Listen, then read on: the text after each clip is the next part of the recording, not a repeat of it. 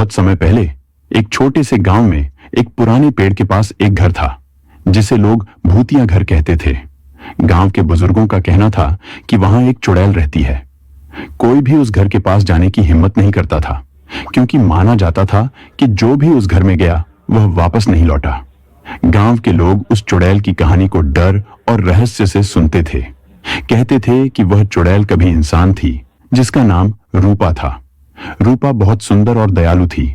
उसकी शादी एक अमीर जमींदार से हुई थी, पर उसकी जिंदगी में एक बड़ा हादसा हुआ। जमींदार के एक दुश्मन ने उसे धोखे से मार दिया और उसकी आत्मा को चैन नहीं मिला। तब से रूपा की आत्मा उस गांव के भूतिया घर में रहने लगी और वह चुड़ैल बन गई।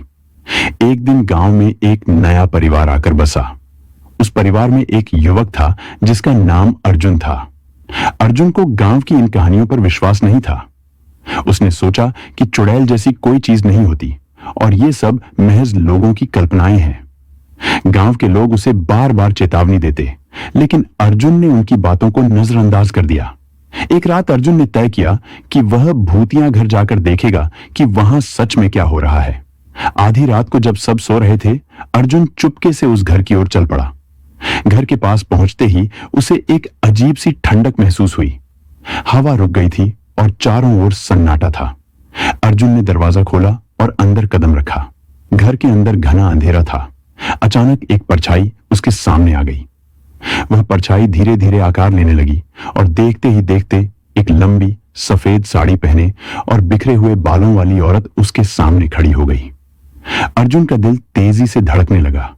वह समझ गया कि यह वही चुड़ैल है जिसके बारे में गांव वाले बताते थे। चुड़ैल ने अर्जुन को घूरते हुए कहा, क्यों आए हो यहां? तुम्हें पता नहीं कि इस घर में आना मना है? अर्जुन डर के मारे कांपने लगा, लेकिन उसने हिम्मत करके पूछा, तुम कौन हो और यहां क्यों रहती हो?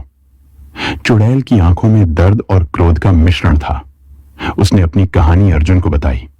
जब अर्जुन ने उसकी पूरी बात सुनी तो उसे एहसास हुआ कि चुड़ैल की आत्मा को मुक्ति चाहिए। उसने गांव के पुजारी से मदद ली और गांव के सभी लोग मिलकर एक यज्ञ किया। उस यज्ञ के बाद चुड़ैल की आत्मा को शांति मिली और वह हमेशा के लिए मुक्त हो गई। भूतिया घर अब खाली हो गया था और गांव के लोगों के दिलों से भी डर निकल गया। गांव में फिर से शांति लौट आई।